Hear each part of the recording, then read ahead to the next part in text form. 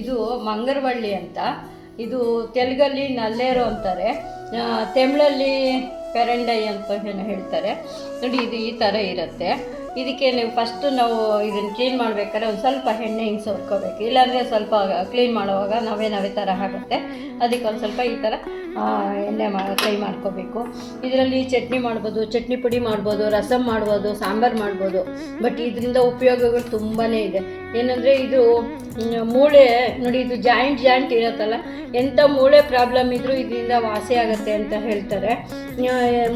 ಮೂಳೆ ಮುರಿದಿದ್ರೂ ಸಹ ಇದು ಜಾಯಿಂಟು ಒಳ್ಳೆಯದಾಗತ್ತೆ, ಬೋನ್ಸ್ ಗಟ್ಟಿ ಆಗುತ್ತೆ, ಒಳ್ಳೆ ಕ್ಯಾಲ್ಶಿಯಮ್ಮು ಒಳ್ಳೆ ಇದೆಲ್ಲ ಇರೋದ್ರಿಂದ ತುಂಬ ಒಳ್ಳೆ ಇದು. ನೀವು ಗೂಗಲಲ್ಲಿ ನೋಡಿದ್ರೆ ಮಂಗರವಳ್ಳಿ ಇಲ್ಲ ಇದು ಎಳೆದು ನೋಡಿದ್ರೆ ಗೊತ್ತಾಗುತ್ತೆ. ಹಳ್ಳಿ ಕಡೆ ಎಲ್ಲ ಬೇಕಾದಷ್ಟು ಎಲ್ಲಿ ನೋಡಿದ್ರೆ ಅಲ್ಲಿ ಪೊದೆಗಳ ಥರ ಬೆಳೆದಿರುತ್ತೆ. ಬಟ್ ಇಲ್ಲಿ ನಮ್ಮ ಬೆಂಗಳೂರು ಮಾರ್ಕೆಟಲ್ಲೂ ಇದನ್ನು ಮಂಗರವಳ್ಳಿ ಅಂದರೆ ಮಾರ್ತಾ ಇರ್ತಾರೆ. ನೀವು ಈಗ ಸಿಗಲಿಲ್ಲ ಅಂತ ಎಲ್ಲರೂ ಸಿಕ್ಕಿದಾಗ ನೋಡಿ, ಇಷ್ಟು ನೀವು ಒಂದು ಪಾಟಲ್ಲಿ ಹಾಕಿದ್ರೂ ನಿಮಗೆ ಬೇಕಾದಷ್ಟು ಬೆಳೆಯುತ್ತೆ. ನಾವು ಇವಾಗ ಇದನ್ನು ಪಾಟಲ್ಲೇ ಹಾಕಿದ್ದೀವಿ ನೋಡಿ. ಇದನ್ನು ಯಾವ ಥರ ಕಟ್ ಮಾಡೋದು ಅಂತ ತೋರಿಸ್ಕೊಡ್ತೀನಿ. ಫಸ್ಟ್ ಇದು ಸ್ವಲ್ಪ ಕ್ಲೀನ್ ಮಾಡೋದು ಸ್ವಲ್ಪ ಕಷ್ಟ ಅನಿಸುತ್ತೆ ನೋಡಿ. ಇದು ಕ್ಲೀನಾಗಿ ಈ ಥರ ಎಲ್ಲ ನಾರು ತೆಗೆದುಬಿಡಬೇಕು. ನಾರು ತೆಗೆದುಬಿಟ್ಟು ಮಾಡಿದ್ರೆ ತುಂಬ ಈಸಿಯಾಗಿ ಮಾಡ್ಬೋದು. ಚಟ್ನಿ ಮಾಡ್ಬೋದು, ಚಟ್ನಿ ಪುಡಿ ಮಾಡ್ಬೋದು, ನಿಮಗೆ ಇದು ರಸಮ್ ಮಾಡ್ಬೋದು, ಸಾಂಬಾರು ಮಾಡ್ಬೋದು, ಏನು ಬೇಕಾದ್ರೂ ಯೂಸ್ ಮಾಡ್ತೀವಿ. ತಮಿಳ್ನಾಡು ಕಡೆ ಎಲ್ಲ ತುಂಬ ಇದನ್ನು ಯೂಸ್ ಮಾಡಿ ತಿಂತಾರೆ ನೋಡಿ. ಈ ಥರ ಎಲ್ಲ ಕ್ಲೀನ್ ಮಾಡ್ಕೋಬೇಕು. ಮತ್ತು ಇದ್ರದ್ದು ಎಲೆನೂ ಯೂಸ್ ಮಾಡ್ಬೋದು.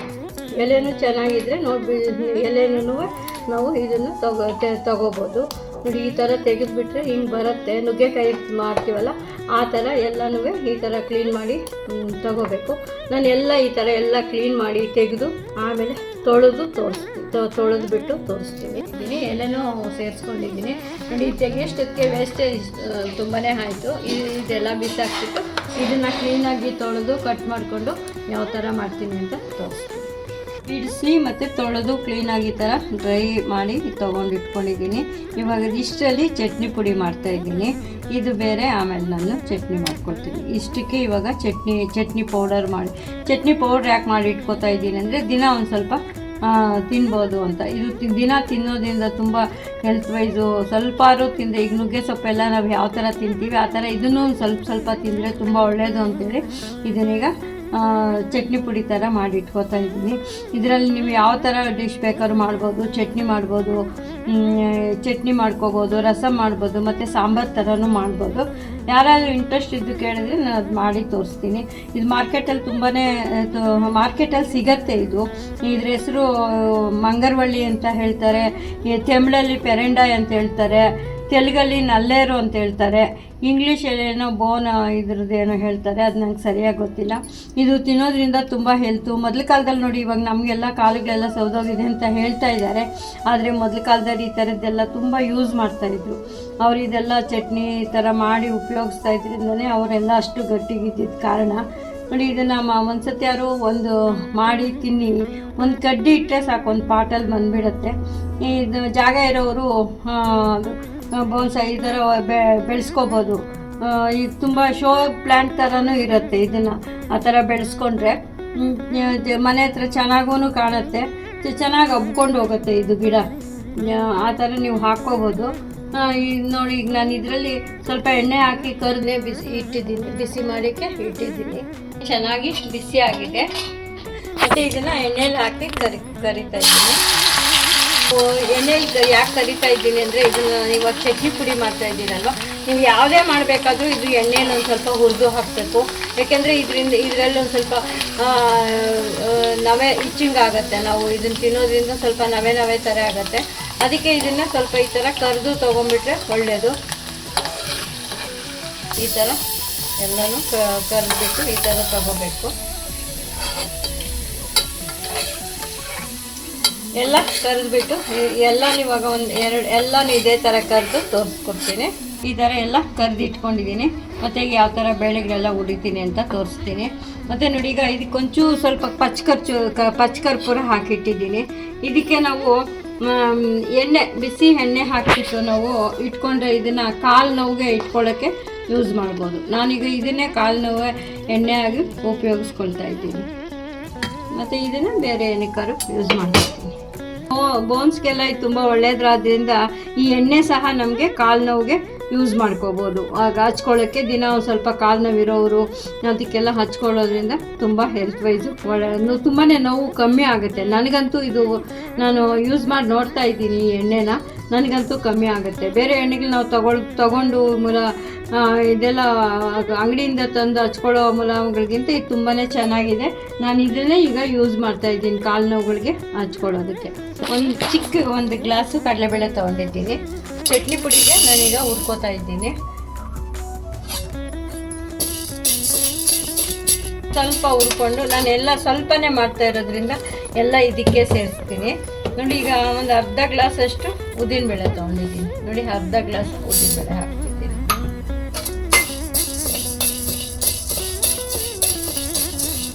ಇದು ಚೆನ್ನಾಗಿ ಕಲರು ಚೇಂಜ್ ಆಗೋವರೆಗೂ ಹುರ್ಕೋಬೇಕು. ಮತ್ತು ಇದಕ್ಕೆಲ್ಲ ಯಾವ್ಯಾವ ಇಂಗ್ರೀಡಿಯೆಂಟ್ಸ್ ಆಡ್ ಮಾಡ್ತೀನಿ ಅಂತ ನೋಡ್ತಾ ಇರಿ. ಆ ಕಲರು ಚೇಂಜ್ ಆಗ್ತಾ ಇದೆ. ನೋಡಿ, ಇದಕ್ಕೆ ಬೇರೆದೆಲ್ಲ ಆಡ್ ಮಾಡ್ತೀನಿ. ಯಾವ್ಯಾವ್ದು ಹಾಕ್ತೀನಿ ಅಂತ ಸರಿಯಾಗಿ ನೋಡ್ಕೊಳ್ಳಿ. ನೋಡಿ, ಒಂದು ಕಾಲು ಸ್ಪೂನು ಮೆಂತ್ಯ, ಮತ್ತು ಒಂದು ಕಾಲು ಸ್ಪೂನು ಚಿಕ್ಕ ಒಂದು ಗ್ಲಾಸ್ ಇಷ್ಟು ಮೆಣಸು, ಮತ್ತು ಜೀರಿಗೆನೂ ಅಷ್ಟೇ. ನೋಡಿ, ಅದು ಅಷ್ಟೇ ಒಂದು ಅರ್ಧ ಸ್ಪೂನು ಜೀರಿಗೆ. ಅವೆಲ್ಲ ಕಾಲು ಸ್ಪೂನು, ಇದು ಅರ್ಧ ಸ್ಪೂನು ಜೀರಿಗೆ, ಅಷ್ಟು ಧನಿಯಾ. ನೀವು ಜಾಸ್ತಿ ಮಾಡುವಾಗ ಸಪ್ರೇಟಾಗಿ ಹುರ್ಕೋಬೋದು. ನನಗೊಂದು ಸ್ವಲ್ಪನೇ ಮಾಡ್ತಾ ಇರೋದ್ರಿಂದ ಹಾಗೆ ಎಲ್ಲ ಒಟ್ಟಿಗೆ ಹಾಕಿ ಹುರ್ಕೋತಾ ಇದ್ದೀನಿ. ಮತ್ತು ಮೆಣಸಿನ್ಕಾಯಿನೂ ನೋಡಿ ಇದರಲ್ಲೇ ಹಾಕ್ಕೊಡ್ತೀನಿ. ನಿಮಗೆ ಖಾರಕ್ಕೆ ಎಷ್ಟು ಬೇಕೋ ಅಷ್ಟು ಹಾಕ್ಕೋಬೋದು. ನೋಡಿ, ಇದು ಚಿಕ್ಕ ಮೆಣಸಿನ್ಕಾಯಿ ಇರುತ್ತಲ್ಲ, ಖಾರದ ಮೆಣಸಿನ್ಕಾಯಿ ಹಾಕಿದ್ದೀನಿ. ನಿಮಗೆ ಖಾರ ಹೆಂಗೆ ಬೇಕೋ ಹಂಗೆ ಹಾಕ್ಕೋಬೋದು. ಕಲರ್ ಬೇಕು ಅಂದರೆ ಒಂದು 4 ಬ್ಯಾಡಗಿ ಮೆಣಸಿನ್ಕಾಯಿ ಹಾಕ್ಕೋಬೋದು. ಎಲ್ಲ ಸೇರಿಸಿ ಒಟ್ಟಿಗೆ ಈ ಥರ ಹುರ್ಕೋಬೇಕು.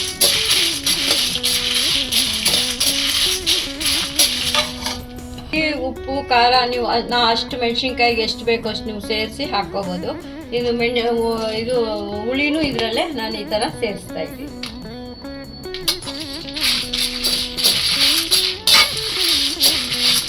ಇದೆಲ್ಲ ಚೆನ್ನಾಗಿ ಗರಿ ಆಗೋವರೆಗೂ ಹುರಿಬೇಕು. ಸೊಪ್ಪು ಸೇರಿಸ್ತೀನಿ. ಈಗ ಕರಿಬೇವಿನ ಸೊಪ್ಪು ಚೆನ್ನಾಗಿ ತೊಳೆದು ಹಾಕಿಸಿರೋಂಥ ಕರಿಬೇವಿನ ಸೊಪ್ಪು ಸ್ವಲ್ಪ ಗರಿ ಆಗೋವರೆಗೂ ಎಲ್ಲನೂ ಸ್ವಲ್ಪ ಸಿಮ್ಮಲ್ಲಿ ಇಟ್ಕೊಂಡು ಹುರಿಬೇಕು. ಈಗ ಒಣ ಕೊಬ್ಬರಿನೂ ಸ್ವಲ್ಪ ಇಲ್ಲೇ ಸೇರಿಸ್ತಿದ್ದೀನಿ.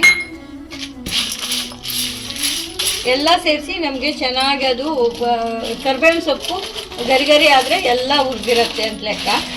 ಸ್ವಲ್ಪ ಒಂದು ಸ್ಪೂನಷ್ಟು ಎಳ್ಳು, ಬಿಳಿ ಎಳ್ಳು ಸೇರಿಸ್ತೀನಿ. ಬಿಳಿ ಎಳ್ಳು ಸೌಂಡ್ ಬರುತ್ತೆ ಮತ್ತು ಇದು ಕರಿಬೇವಿನ ಸೊಪ್ಪು ಗರಿ ಆಗುತ್ತೆ. ಫಸ್ಟ್ ಉಪ್ಪು ಇಲ್ಲೇ ಸೇರಿಸ್ತೀನಿ. ಎಲ್ಲ ಈಗ ಒಂದೊಂದೇ ಸಾಮಾನೆಲ್ಲ ಹಾಕೋವಾಗ ನಾನು ಕ್ಲಿಯರಾಗಿ ಹೇಳಿದ್ದೀನಿ. ನೋಡಿ, ನೀವು ಎಲ್ಲನೂ ಇದೇ ಥರ ಸೇರಿಸ್ಕೊಳ್ಳಿ. ಇಲ್ಲಾಂದರೆ ಬೇರೆ ತೆಗೆದು ಬೇರೆ ಹಾಕಿ ಹುರ್ಕೊಂಬಿಡಿ. ಆಗ ನಿಮಗೆ ಕನ್ಫ್ಯೂಸ್ ಆಗೋಲ್ಲ. ನನಗೆಲ್ಲ ಒಟ್ಟಿಗೆ ಹಾಕಿ ಹುರ್ಕೊತಾ ಇದ್ದೀನಿ. ನೋಡಿ, ಕರಿಬೇವಿನ ಸೊಪ್ಪು ಗರಿ ಆದರೆ ನಿಮಗೆ ಹುರಿದಿದ್ದಾದಂಗೆ ಇನ್ನೂ ಆಗಿಲ್ಲ, ಹಸಿ ಇದೆ. ನೋಡಿ, ಎಳ್ಳು ಚಿಟುತ್ತಾ ಇದೆ, ಶಬ್ದ ಕೇಳ್ಬೋದು. ಈ ಥರ ಇದು ನಾವು ಇದಕ್ಕೆಲ್ಲ ಏನು ಎಣ್ಣೆ ಹಾಕಿಲ್ಲ. ಈ ಎಣ್ಣೆಲಿ ಕರೆದಿರೋ ಇದು ಇಲ್ಲೇ ಹಾಕಿಬಿಟ್ಟು 1 ನಿಮಿಷ ಚೆನ್ನಾಗಿ ಹುರಿದ್ಬಿಡ್ತೀನಿ. ಆವಾಗ ಆ ಎಣ್ಣೆ ಎಲ್ಲ ಬಿಟ್ಕೊಂಡು ಚೆನ್ನಾಗಿ ಮೆಣಸಿನ್ಕಾಯಿನೂ ಗರಿ ಆಗುತ್ತೆ.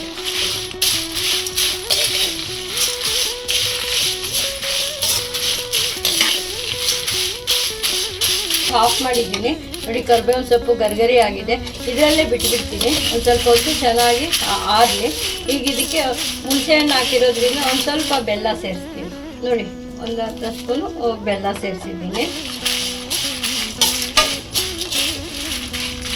ನಾನು ಸೇರಿಸಿದ್ದೀನಿ. ನೋಡಿ, ಈಗ ಎಲ್ಲ ಹಾಕಿರೋದೆಲ್ಲ ಔಷಧಿ ಗುಣ ಇರೋವಂಥ ಕರಿಬೇವಿನ ಸೊಪ್ಪು, ಒಣಕೊಬ್ಬರಿ, ಮೆಣಸು, ಜೀರಿಗೆ ಎಲ್ಲ ಹಾಕಿರೋದ್ರಿಂದ ತುಂಬ ಹೆಲ್ತಿ ಪೌಡರ್ ಅಂತ ಹೇಳ್ಬೋದು. ಎಂಥ ನೋವುಗಳಿರೋರು ಈ ಥರದವರು ಒಂದೊಂದು ಸ್ಪೂನ್ ದಿನ ತಿನ್ನೋದ್ರಿಂದ ಸ್ವಲ್ಪ ಕಮ್ಮಿ ಆಗುತ್ತೆ.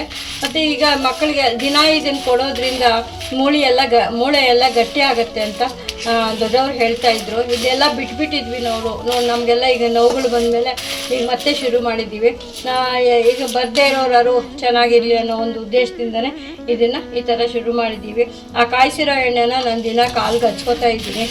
ಅದರಿಂದ ನನಗೀಗೇನೋ ಸ್ವಲ್ಪ ರಾತ್ರಿ ಹಚ್ಕೊಂಡು ಬೆಳಗ್ಗೆ ಸ್ನಾನ ಮಾಡೋದ್ರಿಂದ ನಂಗೆ ಸ್ವಲ್ಪ ಕಮ್ಮಿ ಅನ್ನಿಸ್ತಾ ಇದೆ. ಅದಕ್ಕೋಸ್ಕರ ಆ ಥರ ಯೂಸ್ ಮಾಡ್ತಾ ಇದ್ದೀನಿ. ನೀವು ಎಲ್ಲರೂ ಇದನ್ನು ಮಾಡಿ ಉಪಯೋಗ ಮಾಡಿಕೊಡಿ. ಇದು ಚೆನ್ನಾಗಿ ಆದಮೇಲೆ ಮಿಕ್ಸಿಗೆ ಹಾಕಿ ನಾನು ಪುಡಿ ತೋರಿಸ್ತೀನಿ. ಈ ಗಟ್ಟಿ ಹಿಂಗೂ ಹುರಿದ್ಬಿಟ್ಟು ಆಗಲೇ ಹಾಕೋದು ಮರ್ತಿದ್ದೆ.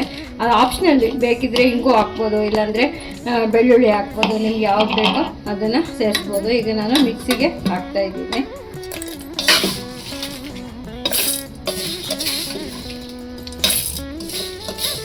ಈ ಥರ ಒಂದು ಒಳ್ಳೆ ಪೌಡರ್ ಆಗಿದೆ, ಚಟ್ನಿ ಪೌಡರ್ ಥರನೇ ಆಗಿದೆ. ಇದನ್ನು ನೀವು ಎಲ್ಲ ಇಡ್ಲಿ ದೋಸೆಗೆ ತೊಗೋಬೋದು. ಮಕ್ಕಳಿಗೆ ಒಂದು ಸ್ವಲ್ಪ ಎಣ್ಣೆ ಬಿಸಿ ಮಾಡಿ ಕಡಲೆಕಾಯಿ ಬೀಜ ಎಲ್ಲ ಹಾಕಿ ಕ್ಯಾರಿಯರ್ಗೆ ಚಿತ್ರಾನ್ನ ಥರ ಕಳಿಸ್ಬೋದು. ದಿನ ಇದನ್ನು ಉಪಯೋಗಿಸಿ ಈ ಥರ ಈ ಒಂದು ಮಂಗರವಳ್ಳಿಯಿಂದ ನೀವು ಈ ಥರ ಮಾಡಿ ತಿನ್ನೋದ್ರಿಂದ ಮಕ್ಕಳಿಗೆ ಈಗಲಿಂದ ಬೋನ್ಸು ಗಟ್ಟಿ ಆಗುತ್ತೆ. ನಾವೆಲ್ಲ ಒಳ್ಳೆ ಕ್ಯಾಲ್ಶಿಯಮ್ ಇರೋವಂಥದ್ದು ಮತ್ತು ಇದರಲ್ಲಿ ವಿಟಮಿನ್ ಸಿ ಇದೆ, ಕ್ಯಾಲ್ಶಿಯಮ್ ಇದೆ ಎಲ್ಲ ಹೇಳ್ತಾರೆ. ಮತ್ತು ಇದಕ್ಕೆ ಎಳ್ಳು ಮತ್ತು ಎಲ್ಲ ಯೂಸ್ ಮಾಡಿ, ಕರಿಬೇವಿನ ಸೊಪ್ಪು, ಎಳ್ಳು ಎಲ್ಲ ಯೂಸ್ ಮಾಡಿದ್ದೀನಿ. ತುಂಬ ಹೆಲ್ತಿನೇ ಚಟ್ನಿ ಪುಡಿ ಇದು. ಇದನ್ನು ಯೂಸ್ ಮಾಡಿ ನೀವು ಮಕ್ಕಳಿಗೂ ಕೊಡಿ, ನೀವು ತಿನ್ನಿ. ದಿನ ಒಂದೊಂದು ಸ್ಪೂನ್ ತೊಗೊಳ್ಳಿ. ಹಾಗೆ ಇಟ್ಟೆ 1-1.5 ತಿಂಗಳು ನಾವು ಹೊರಗಡೆನೇ ಇಟ್ಕೋಬೋದು. ನೀವು ಫ್ರಿಡ್ಜಲ್ಲಿ ಇಟ್ಕೊಂಡ್ರೆ ಒಂದು 6 ತಿಂಗಳು ಬೇಕಾದ್ರೂ ಇಟ್ಟು ಯೂಸ್ ಮಾಡ್ಬೋದು. ಈಗ ಎಲ್ಲರೂ ತಿಂದು ನೋಡಿ ಹೇಗಿದೆ ಅಂತ ತಿಳಿಸಿ. Thank you. ಮನೆಯಲ್ಲಿ ಎಲ್ಲರೂ ಒಂದು ಗಿಡ ಹಾಕ್ಕೊಳ್ಳೋದು ಮರಿಬೇಡಿ. ಎಲ್ಲರೂ ಒಂದು ಕಡ್ಡಿ ಸಿಕ್ಕಿದ್ರೆ ಸಾಕು. ಈಗ ನಾವು ದೊಡ್ಡ ಪತ್ರೆ ಹೇಗೆ ಬೆಳೆಸ್ತೀವಿ ಆ ಥರ ಇದನ್ನು ಬೆಳೆಸ್ಕೋಬೋದು. ನೀವು ಎಲ್ಲರೂ ಬೆಳೆಸಿ ತಿಂದು ನೋಡಿ. Thank you.